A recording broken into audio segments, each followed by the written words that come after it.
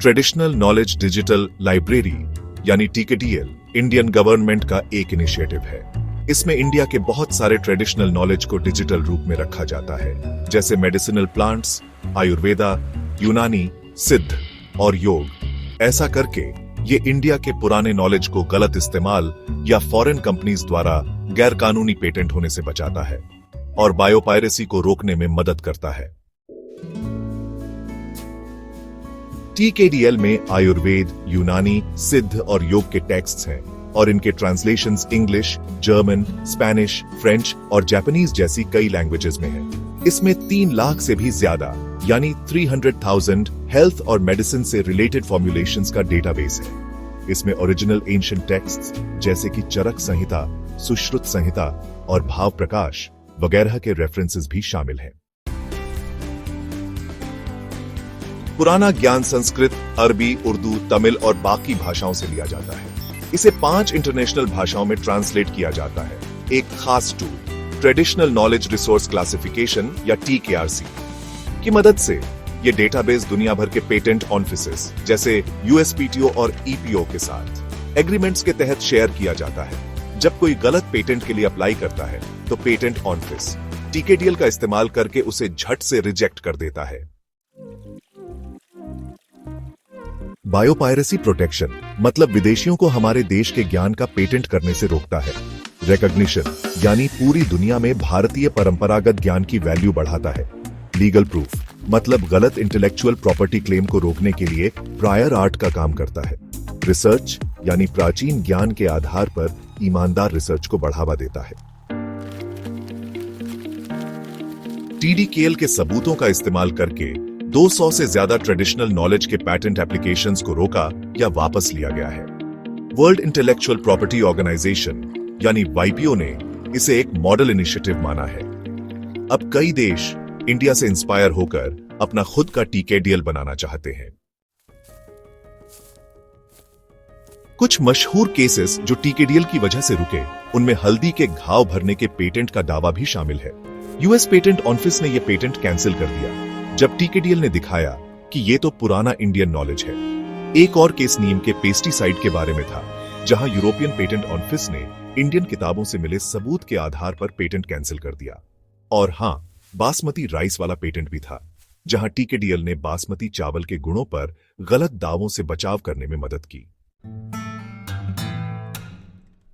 आगे की चुनौतियों में सबसे जरूरी है डेटाबेस को नियमित रूप से अपडेट करना। हमें TKDL को और भी नॉलेज एरियाज जैसे टेक्सटाइल, एग्रीकल्चर, फूड वगैरह में बढ़ाना होगा। ट्रेडिशनल कम्युनिटीज के साथ बेनिफिट शेयरिंग एग्रीमेंट्स बनाना बहुत जरूरी है और सबसे ज्यादा इंपॉर्टेंट ये है कि हमें यह सुनिश्चित करना है कि देसी समुदायों का शोषण न हो। ट्रेडिशनल नॉलेज या TK क्या होता है? ये वो ज्ञान, तरीके, विश्वास और नई चीजें हैं जो सदियों से आदिवासी और स्थानीय लोगों ने इकट्ठा की है। ये अक्सर स्वास्थ्य और दवाई से जुड़ा होता है, जैसे कि जड़ी बूटियों और देसी इलाज का इस्तेमाल। खेती में इसमें देसी खेती के तरीके और फसलें शामिल हैं। कला और संस्कृति में इसमें पारंपरिक शिल्प, संगीत और लोक कथाएं आती हैं। पर्यावरण के मामले में इसमें टिकाऊ तरीके से संसाधनों का इस्तेमाल और संरक्षण शामिल है। ये ट्रेडिशनल नॉलेज ज्यादातर मुहजुबानी आगे बढ़ता है और लिखा हुआ कम ही मिलता है, लेकिन ये लोगों की संस्कृति में गहराई से समाया होता है। ट्रेडिशनल नॉलेज यानी परंपरागत ज्ञान को प्रोटेक्ट करना बहुत जरूरी है। क्यों? चलिए देखते हैं। सबसे पहले कल्चरल प्रेजर्वेशन मतलब अपनी संस्कृति को बचाए रखना।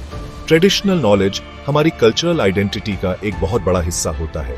ये कम्युनिटीज को अपनी परंपराएं और रीति रिवाजों को जिंदा रखने में मदद करता है। फिर आता है बायोडायवर्सिटी कंजर्वेशन यानी जैव विविधता का संरक्षण। ट्रेडिशनल नॉलेज अक्सर बायोडायवर्सिटी के सस्टेनेबल यूज मतलब सही इस्तेमाल और कंजर्वेशन में मदद करता है, जिससे हमारा इकोसिस्टम सुरक्षित रहता है। एक और इंपॉर्टेंट एरिया है मेडिकल इनोवेशन। बहुत सारी दवाइयां पौधों और जड़ी बूटियों के ट्रेडिशनल नॉलेज से ही बनी हैं। और आखिर में इंटेलेक्चुअल प्रॉपर्टी राइट्स मतलब बौद्धिक संपदा के अधिकार।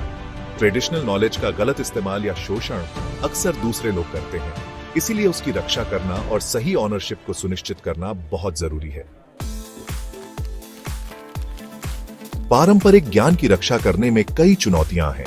एक बड़ी समस्या है बायोपायरेसी, यानी बिना इजाजत के पारंपरिक ज्ञान का इस्तेमाल या पेटेंट कराना लोगों या कंपनियों द्वारा। दूसरी चुनौती है लेखबद्ध न होना। ज्यादातर पारंपरिक ज्ञान मौखिक रूप से आगे बढ़ता है, जिससे यह खो जाता है या गलत समझा जाता है। कानूनी मान्यता भी एक रुकावट है। अंतरराष्ट्रीय कानूनों द्वारा पारंपरिक ज्ञान को अक्सर बौद्धिक संपदा के रूप में मान्यता नहीं दी जाती है। इसके अलावा ज्ञान का नुकसान भी होता है। आधुनिकीकरण और सांस्कृतिक क्षरण के साथ बहुत सा पारंपरिक ज्ञान भुला दिया जाता है या खो जाता है। अंत में व्यावसायिक शोषण भी एक चिंता का विषय है। अक्सर आदिवासी समुदायों को लाभ दिए बिना पारंपरिक ज्ञान का उपयोग किया जाता है। इंटरनेशनल प्रोटेक्शन 1992 में कन्वेंशन ऑन बायोलॉजिकल डाइवर्सिटी यानी सीबीडी बना। यह पारंपरिक ज्ञान के महत्व को समझता है और उसकी रक्षा करने को कहता है। खास तौर पर आर्टिकल 8J देशों को कहता है कि बायोडायवर्सिटी से जुड़े पारंपरिक ज्ञान का आदर करें, उसे बचाएं और बनाए रखें। एक्सेस एंड बेनिफिट शेयरिंग, जिसे अक्सर ABS एग्रीमेंट्स कहते हैं, ये सुनिश्चित करते हैं कि जेनेटिक रिसोर्सेज और उससे जुड़े पारंपरिक ज्ञान के इस्तेमाल के लिए सही मुआवजा मिले।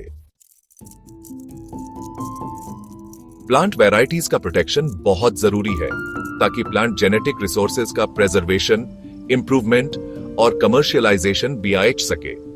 ये सुनिश्चित करता है कि नए प्लांट वैरायटीज, खासकर जो ट्रेडिशनल ब्रीडिंग या मॉडर्न बायोटेक्नोलॉजी से बने हैं, उनका गलत इस्तेमाल या अनऑथराइज्ड लोगों द्वारा शोषण ना हो। ये उन किसानों, रिसर्चर्स और ब्रीडर्स के काम को पहचान दिलाने में भी मदद करता है जिन्होंने प्लांट ब्रीडिंग में योगदान दिया है। प्लांट वैरायटी प्रोटेक्शन क्या होता है? प्लांट वैरायटी प्रोटेक्शन PVP एक लीगल सिस्टम है जो नए पौधों की किस्में बनाने वालों को खास अधिकार देता है। ये अधिकार सुनिश्चित करते हैं कि ब्रीडर्स अपनी किस्मों की बिक्री और वितरण को कंट्रोल कर सकें, जिससे प्लांट ब्रीडिंग में और विकास और नई खोजों को बढ़ावा मिलता है। प्लांट वैरायटी एक प्रजाति के भीतर पौधों के एक अलग और एक समान समूह को संदर्भित करती है, जिसे सेक्सुअल और असेक्सुअल दोनों तरीकों से दोबारा उगाया जा सकता है। Plant variety protection laws and framework A, international framework UPOV convention, international union for the protection of new varieties of plants UPOV 1961 में बना था। ये एक इंटरनेशनल लीगल फ्रेमवर्क देता है नए प्लांट वैरायटीज को प्रोटेक्ट करने के लिए। UPOV मेंबर कंट्रीज ऐसे गाइडलाइंस को मानते हैं जो ये पक्का करते हैं कि ब्रीडर्स के राइट्स का ध्यान रखा जाए और हर जगह लागू हो। UPOV कन्वेंशन के कुछ जरूरी चीजें। न्यूनेस, एक वैरायटी नई होनी चाहिए, मतलब इसे पहले बेचा या मार्केट नहीं किया गया हो। डिस्टिंक्टनेस, वैरायटी बाकी वैरायटीज से अलग दिखनी चाहिए। यूनिफॉर्मिटी, वैरायटी के गुण एक जैसे होने चाहिए जब उसे उगाया जाए। स्टेबिलिटी, वैरायटी के खास गुण समय के साथ नहीं बदलने चाहिए जब उसे उगाया जाए। Indian framework protection of plant varieties and farmers rights act 2001। India ने protection of plant varieties and farmers rights act PPV and FR 2001 में बनाया ताकि प्लांट वैरायटीज को लीगल प्रोटेक्शन मिले और फार्मर्स और ब्रीडर्स के कॉन्ट्रीब्यूशंस को पहचान मिले। यह act trips, trade related aspects of intellectual property rights agreement और UPOV कन्वेंशन के हिसाब से बनाया गया था। Features of PPV and FR act plant variety registration. यह एक्ट एक सिस्टम देता है नए प्लांट वैरायटीज को रजिस्टर करने का, जिससे ब्रीडर्स को एक्सक्लूसिव राइट्स मिलते हैं। फार्मर्स राइट्स, यह फार्मर्स के रोल को रिकॉग्नाइज करता है प्लांट वैरायटीज के कंजर्वेशन और डेवलपमेंट में। उन्हें सीड्स सेव करने, यूज करने, एक्सचेंज करने और प्लांट्स प्रोपेगेट करने का हेक्यू है। बेनिफिट शेयरिंग, यह एक्ट इंश्योर करता है कि फार्मर्स और कम्युनिटीज जो प्लांट वैरायटी डेवलपमेंट में कंट्रीब्यूट करते हैं, उन्हें सही कॉम्पेंसेशन मिले। प्लांट वैरायटी प्रोटेक्शन के लिए क्राइटेरिया। प्रोटेक्शन पाने के लिए एक प्लांट वैरायटी को ये क्राइटेरिया फुलफिल करने चाहिए। पहला, नोवेल्टी, प्लांट वैरायटी नई होनी चाहिए और पहले से जानी या इस्तेमाल की हुई नहीं होनी चाहिए। दूसरा, डिस्टिंक्टनेस, वैरायटी में ऐसे अलग गुण होने चाहिए जो इसे दूसरी जानी मानी वैरायटी से अलग बनाते हो।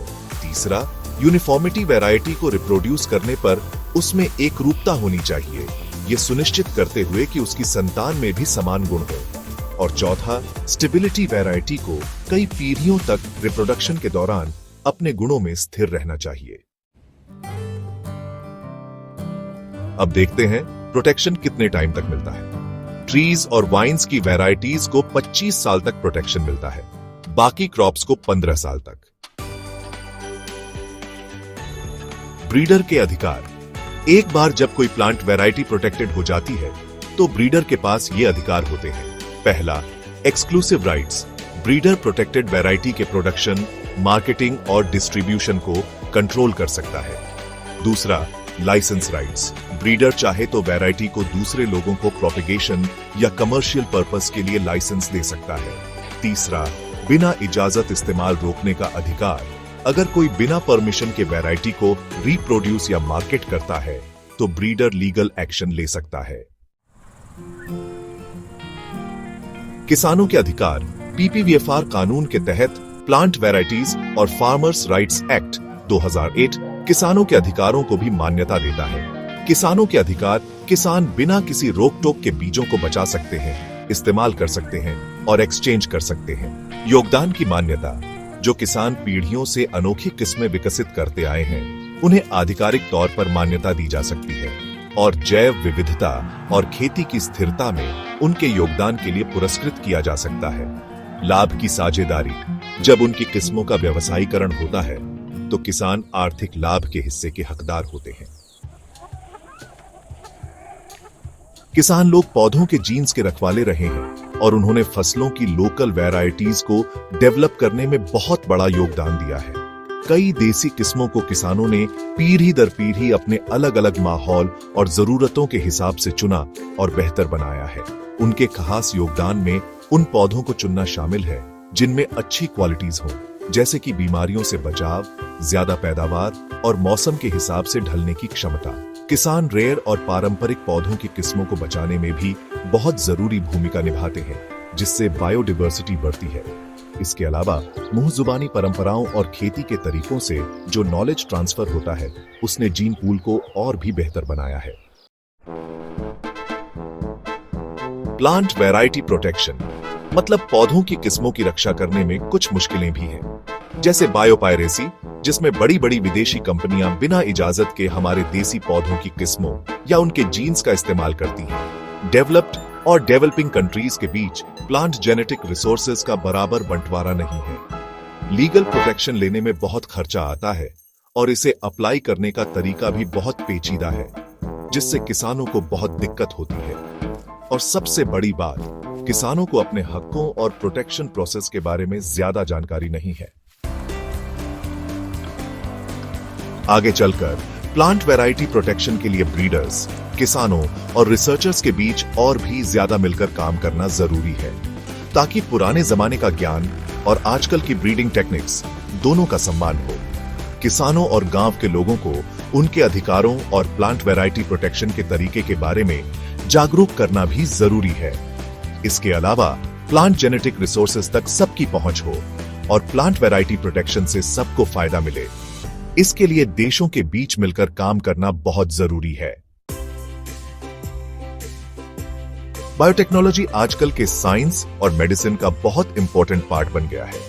हेल्थ केयर, खाना और एनवायरनमेंट जैसे ग्लोबल प्रॉब्लम्स का हल ये देता है। जेनेटिक इंजीनियरिंग, बायोफार्मास्यूटिकल्स और बायोइन्फॉर्मेटिक्स में इतनी तेजी से तरक्की हो रही है कि बायोटेक इन्वेंशंस को प्रोटेक्ट करना बहुत जरूरी है। इससे नए आइडियाज आते रहेंगे, कंपटीशन फेयर रहेगा और कोई आपकी मेहनत का गलत इस्तेमाल नहीं कर पाएगा। बायोटेक इन्वेंशंस में अक्सर जीन्स में बदलाव करना, नए जीव बनाना या बायोलॉजिकल मटेरियल से नई चीजें बनाना शामिल होता है। इसलिए इन्वेंशंस की बौद्धिक संपदा यानी आईपी को पेटेंट जैसे कानूनी तरीकों से प्रोटेक्ट करना जरूरी है। बायोटेक इन्वेंशन क्या होता है? एक बायोटेक इन्वेंशन में ये सब आ सकते हैं: जेनेटिकली मॉडिफाइड ऑर्गेनिज्म जीएमओज, ऐसे जीव जिनके जीन्स को जेनेटिक इंजीनियरिंग टेक्निक्स से बदला गया हो। बायोफार्मास्यूटिकल्स, दवाइयां और थेरेपीज जो बायोलॉजिकल सोर्सेज जैसे प्रोटीन, न्यूक्लिक एसिड और लिविंग सेल्स से बनाई जाती है। बायोटेक्नोलॉजिकल प्रोसेसेस तरीके जिनसे बायो बेस्ड प्रोडक्ट्स बनाए जाते हैं लिविंग ऑर्गेनिजम्स या उनके कंपोनेंट्स का यूज करके, जैसे कि फर्मेंटेशन प्रोसेसेस। जीन थेरेपीज ऐसे ट्रीटमेंट्स जो जीन्स को मॉडिफाई या मैनिपुलेट करते हैं बीमारियों को मोलेकुलर लेवल पर ट्रीट करने के लिए। बायोटेक इन्वेंशंस, इनको प्रोटेक्शन देना बहुत जरूरी है। क्यों? देखो, इनोवेशन को बढ़ावा मिलता है। अगर बायोटेक इन्वेंशंस प्रोटेक्टेड होंगे तो साइंटिस्ट्स और रिसर्चर्स नई नई टेक्नोलॉजी और नॉलेज की खोज करेंगे। इकोनॉमिक ग्रोथ, बायोटेक इन्वेंशंस पे पेटेंट्स मिलने से कंपनीज अपना रिसर्च और डेवलपमेंट का पैसा वापस कमा पाती है। इससे नई इंडस्ट्रीज बनती है, नौकरियां मिलती है और इकोनॉमी भी बढ़ती है। कमर्शियलाइजेशन, बायोटेक इन्वेंशंस की प्रोटेक्शन से इन्वेंटर्स और कंपनीज अपनी खोजों से पैसे कमा सकते हैं, अपने पेटेंट्स बेचकर या लाइसेंस देकर। इंटरनेशनल कंपटीशन, आजकल के ग्लोबलाइज्ड मार्केट में इंटेलेक्चुअल प्रॉपर्टी प्रोटेक्ट करने से कंपनीज और कंट्रीज कंपटीटिव रहते हैं और अपने टेक्नोलॉजिकल एडवांसमेंट्स को बचा के रख पाते हैं। Public health benefits, biopharmaceutical inventions की प्रोटेक्शन से नए ट्रीटमेंट्स और दवाइयां डेवलप की जा सकती हैं, टेस्ट की जा सकती है और मार्केट में लाई जा सकती है ताकि पब्लिक हेल्थ बेहतर हो। एथिकल और legal challenges in biotech inventions, biotechnology इतनी तेजी से आगे बढ़ रही है कि इसके साथ कई एथिकल और लीगल सवाल भी उठ रहे हैं, खास तौर पर जेनेटिक मॉडिफिकेशन, क्लोनिंग और ह्यूमन जेनेटिक रिसोर्सेज के इस्तेमाल जैसे मामलों में। Ethical issues, human genetic patenting, इंसानों के जीन्स या जेनेटिक मटेरियल पर पेटेंट लेने से यह सवाल उठता है कि आखिर ह्यूमन बायोलॉजिकल मटेरियल का मालिक कौन है और उसको कौन कंट्रोल करेगा। जेनेटिकली मॉडिफाइड ऑर्गेनिजम्स, जीएमओज मतलब जेनेटिकली मॉडिफाइड फसलें और जानवर, इनके बारे में एनवायरनमेंट पर असर, सेफ्टी और कंज्यूमर राइट्स को लेकर बहुत बहस होती है। एक्सेस और बेनिफिट शेयरिंग, बायोपायरेसी, जहां आदिवासी समुदायों के पारंपरिक ज्ञान और जेनेटिक रिसोर्सेज का बिना उचित मुआवजा दिए शोषण किया जाता है, इसको लेकर भी चिंताएं हैं। Legal issues, patents on life forms जैसे जेनेटिक सीक्वेंस या मॉडिफाइड ऑर्गेनिज्म, इन सब लिविंग ऑर्गेनिज्म का पेटेंट कराना यह सवाल उठाता है कि पेटेंट प्रोटेक्शन कितना होना चाहिए और जिंदगी का लीगल स्टेटस क्या है। बायोपायरेसी और ट्रेडिशनल नॉलेज, बायोटेक कंपनीज कभी कभी इंडिजिनस कम्युनिटीज के ट्रेडिशनल नॉलेज और बायोलॉजिकल रिसोर्सेज का गलत फायदा उठाती है, बिना उनकी पूरी जानकारी और उनको फायदा दिए। Patents versus public access, biotech inventions को पेटेंट देना और यह सुनिश्चित करना कि इंपॉर्टेंट साइंटिफिक डिस्कवरीज सबके भले के लिए अवेलेबल रहे और कुछ कंपनीज का मोनोपोली ना हो, इन दोनों में टकराव है। इंटरनेशनल ट्रीटीज एंड एग्रीमेंट्स, देखो, कई सारे इंटरनेशनल एग्रीमेंट्स हैं जो बायोटेक इन्वेंशंस की प्रोटेक्शन करते हैं और फेयर ट्रेड, रिसोर्सेज तक पहुंच और बेनिफिट शेयरिंग को सुनिश्चित करते हैं। ट्रिप्स एग्रीमेंट यानी trade related aspects, on of intellectual property rights. यह ट्रिप्स एग्रीमेंट एक इंटरनेशनल ट्रीटी है जिसे world trade organisation WTO manage करता है। यह आईपी प्रोटेक्शन के लिए मिनिमम स्टैंडर्ड्स सेट करता है, जिसमें बायोटेक इन्वेंशंस पे पेटेंट्स भी शामिल हैं। Convention on biological diversity CBD, ये एक ट्रीटी है जो बायोलॉजिकल डाइवर्सिटी को बचाने में मदद करती है। ये ध्यान रखती है कि बायोटेक इन्वेंशंस के लिए जेनेटिक रिसोर्सेज का इस्तेमाल सस्टेनेबल और सही तरीके से हो। Nagoya protocol, Nagoya protocol CBD के अंदर एक इंटरनेशनल एग्रीमेंट है। ये जेनेटिक रिसोर्सेज के इस्तेमाल से जो फायदा होता है उसे सही और बराबर बांटने के रूल्स बनाता है, जिसमें बायोटेक्नोलॉजी में इस्तेमाल होने वाले रिसोर्सेज भी शामिल हैं।